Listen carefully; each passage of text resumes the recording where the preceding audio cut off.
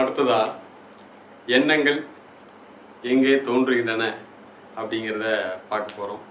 எண்ணங்கள் எங்கே தோன்றுகிறதா?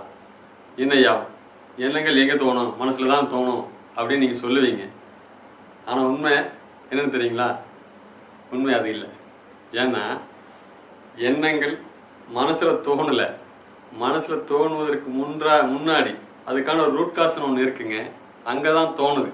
ஏன்னா இதை பற்றி யாருமே இவ்வளோ தூரம் பேசலன்னு தான் எனக்கு தோணுது. என்னென்னு கேட்டிங்கன்னா, மனம் உற்பத்தி ஆவதற்கு நான் ஏற்கனவே போன ஒரு இதில் பார்த்துருப்போம்.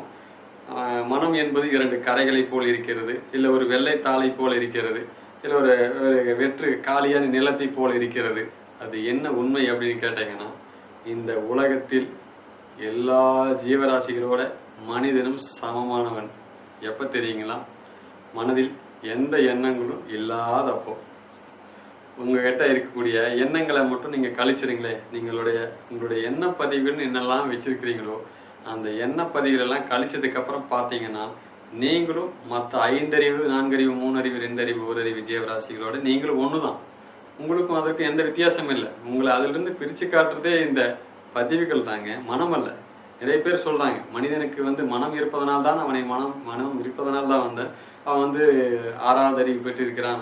6வது அறிவு மனதினால் இல்லை, நமக்கு இருக்கக்கூடிய இந்த எண்ணங்கள்னால தான் நம்ம அதில் பகுத்து ஆராய்ச்சி பார்த்து நம்ம முடிவு எடுத்துக்கிட்டு இருக்கோம். ஸோ எண்ணங்கள் தான்